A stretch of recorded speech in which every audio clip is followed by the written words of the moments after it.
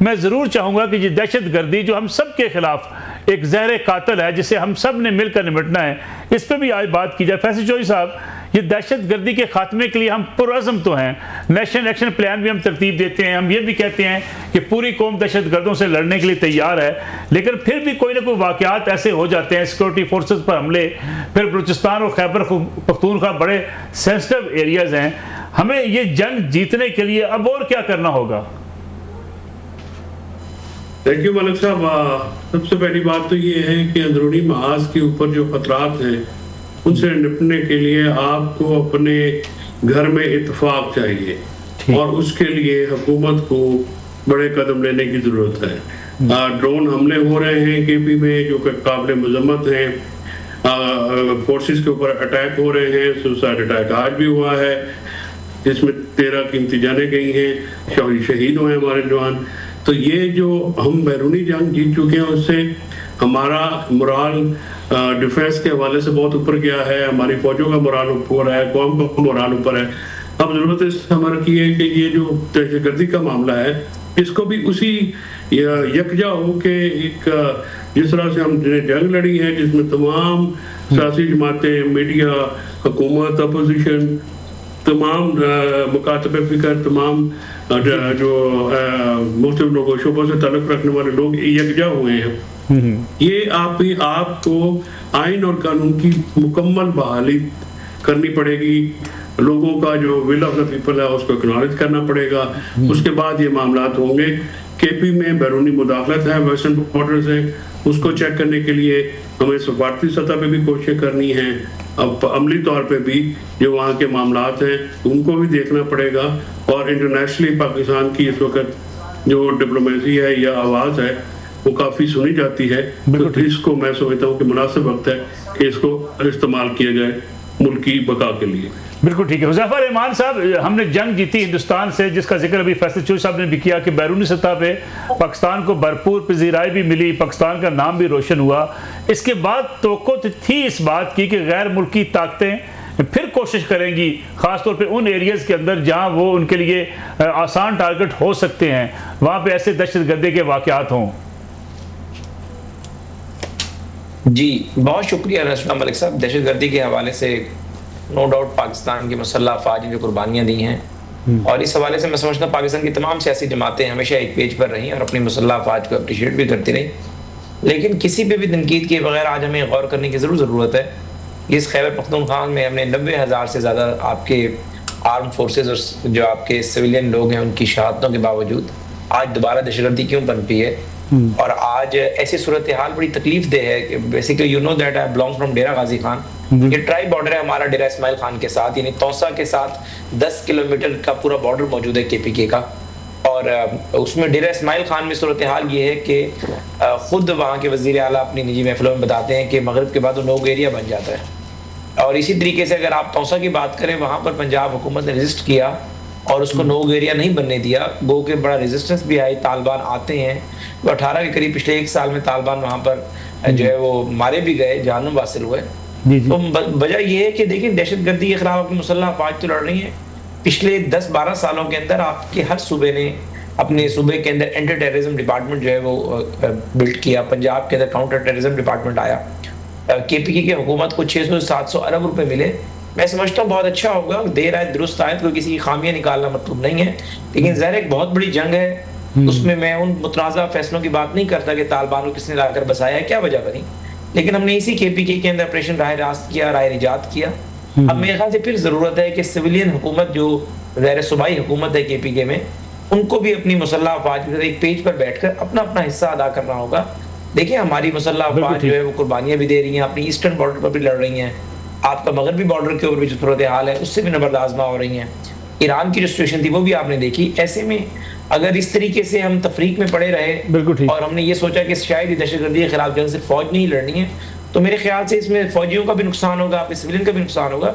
इस हवाले से एक मजबूत हिकमत अमली अपनाने की जरूरत है। आपके जो हमसाए के अंदर आपका जो दुश्मन बैठा हुआ है वो चाहे वो बलूचिस्तान के अंदर इंसर्जेंसीज करवाए, चाहे वो वहाँ पर स्टेट ओन दहशतगर्दियाँ कराए, तो इसके हवाले से मैं समझता हूँ कि इस वक्त जो हब है दहशतगर्दी का बलूचिस्तान में भी हो रही है, लेकिन ज्यादा हब के बना हुआ है। तो कौम हमें फेडरल गवर्नमेंट को भी सपोर्ट फराहम करनी चाहिए, सूबाई हुकूमत को भी इक़्तिदार बढ़ानी चाहिए।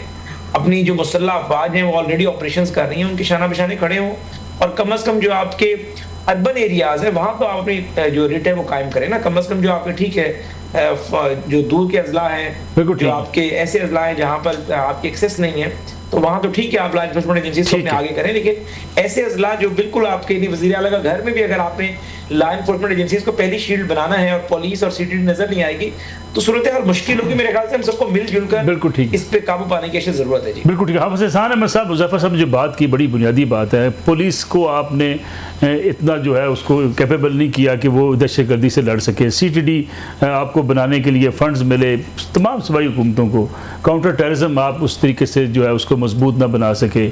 गिला शिकवा हमें हमेशा होता है, फ़ौज से भी गिला शिकवा हम करते हैं, एस्टेब्लिशमेंट से भी गिला शिकवे करते हैं, लेकिन इवन टेररिज्म से निपटने के लिए आपके पास फ़ौज के अलावा कोई है ही नहीं। बिस्मिल्लाहिर्रहमानिर्रहीम। मलिक साहब आपका शुक्रिया। चूँकि मैं इस जो पुलिस का एक निज़ाम था, जो पुलिस ऑर्डर 2002, मैंने उसमें भी काम किया, आपको याद होगा। मैं इस सारी चीज़ को 3 एंगल से देखता हूँ। एक, इसका सबसे बड़ा एंगल ये है कि इसमें कोई शक नहीं है कि हमारे मुल्क के अंदर स्टेट स्पॉन्सर्ड टेररिज्म है, और वो स्पॉन्सर्ड आपको अफ़गानिस्तान से भी आता है, वो हमारा ईरान के साथ भी एक इशू रहा है कि जिस तरह गुलभूषण जो है वहाँ पे बैठ के वाया वो काम करता रहा है, और ये हमारा ओपनली जिस तरह इंडिया जो है वो आप ये देखें कि चाहे जाफराबाद का हो या किसी और जगह जो इंसिडेंट्स आपके आते हैं वहाँ के ऊपर एक डायरेक्ट स्टेट स्पॉन्सर्ड जो है वो रिफ्लेक्ट होता है और वो इन काम करते हैं। लेकिन दूसरा जो उसके अंदर इंपॉर्टेंट चीज़ आपको याद होगा कि जब आर्मी पब्लिक स्कूल का इंसिडेंट आया तो पूरे मुल्क की जो पॉलिटिकल पार्टीज पार्लियामेंट के अंदर थी या पार्लियामेंट के बाहर थी, उन्होंने एक नेशनल एक्शन प्लान बनाया, और उस नेशनल एक्शन प्लान के नीचे 20 पॉइंट्स है कि हमने इनको एड्रेस करना है। अब ये रिस्पॉन्सिबिलिटी दी थी वो फेडरल गवर्नमेंट की भी थी और उसके बाद आपकी जो प्रोविंशियल गवर्नमेंट्स की थी। अब अगर आप उनका इम्प्लीमेंटेशन स्टेटस देखें, उनके अंदर सबसे बड़ा ये था कि हमने अपनी लॉ एनफोर्समेंट एजेंसीज की कैपेसिटी जो है वो प्रोविंसेस के अंदर भी हमने बढ़ानी है, हमने जो इंटेलिजेंस नेटवर्क है उसको भी बेहतर करना है, हमने बलूचिस्तान के अंदर जो बी एरिया है उसे ख़त्म करके ए एरिया की तरफ लेके आना है, उसके बाद जो है जो फाटा पाटा के अंदर जो एक सारा सिस्टम है हमने उसको भी बेहतर करना है, और उसके साथ साथ जो था आपका सेक्टेरियन भी था, आपका जो फंडिंग्स के अंदर भी था, फिर उसके बाद ये है अफगान मुहाजिरीन का एक बहुत बड़ा था कि हमने इनको वापस उसके अंदर भिजवाना है, उसके बाद हमने अपने निसाब के ऊपर भी बेहतर करना था।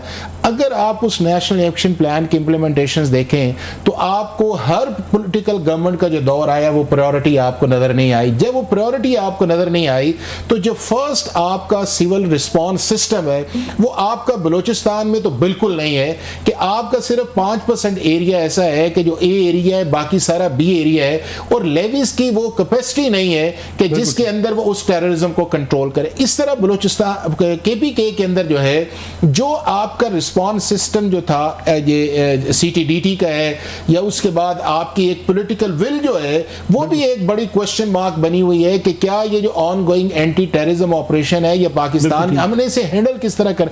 तो क्लैरिटी का भी इशू है, पॉलिटिकल गवर्नमेंट्स जो हैं जो इन प्रोविंसेस के अंदर है उनकी पेनिट्रेशंस का भी इशू है, लॉ एनफोर्समेंट का इशू है, और फिर उसका रिजल्ट्स ये निकलता ये है कि आपका फर्स्ट रिस्पांस सिस्टम जो है वो आपकी फौज है, और दुनिया में किसी जगह नहीं है। आपका पहला रिस्पांस सिस्टम पुलिस आती है, फिर उसके बाद पैरामिलिट्री फोर्सेस आते हैं, फिर उसके बाद आपकी फ्रंटियर कांस्टेबलरी जैसी आती, और फिर आपका जो है वो आपका फौज आता है। अब हमने हर जगह जो है वो फौज को जो आपके गवर्नेंस गैप्स हैं, चाहे आपके सिविल एडमिनिस्ट्रेशन के अंदर है, हमने सवात के अंदर एक ऑपरेशन किया, जब सिविलियन टेक ओवर गया तो आपने देखा कि गैप्सेस उसके अंदर आए। बलूचिस्तान के अंदर हम करते हैं सिविलियन गैप्स आते हैं। तो मैं ये समझता हूं कि इसको एक कोहेरेंट स्ट्रेटजी के साथ करने की, आज भी आप देखें ना कि वो हमारे फौजी जवान जा रहे थे, आपको देखा कि उन्होंने जो है गाड़ी को टकराव किया और उसके अंदर 13 जाने गए। तो ये वो चीजें हैं कि फौज का जो है वो आपका एक्सटर्नल कंट्रोल करना, और फौज ने अभी साबित भी किया इंडिया के साथ कि हमारी कैपेसिटी भी है, सारा कुछ है। तो इंटरनली मलिक साहब जितनी देर तक हमारी सीरियसनेस आएगी हमारी इन प्रोविंशियल मिनिस्ट्रीज के अंदर, हमारी चीफ मिनिस्टर्स के अंदर, हमारी प्रोविंशियल गवर्नमेंट्स के अंदर, ये आपको वाकयात आते रहेंगे, और ये वाकयात जो है आपकी इकोनॉमी को भी इफेक्ट करते हैं, आपके जो ओपोनेंट्स हैं उन्हें भी अपॉर्चुनिटी देते हैं, और फाइनली उसके अंदर ये आता है कि फिर एक क्वेश्चन मार्क जो बिग लॉ एंड ऑर्डर का है। तो इसको सीरियसली एड्रेस करने की जरूरत है at the all level with strictness, और उसके अंदर जो भी फेलियर आए जिस चीज का आए उसको रिस्पॉन्सिबल करने की जरूरत है।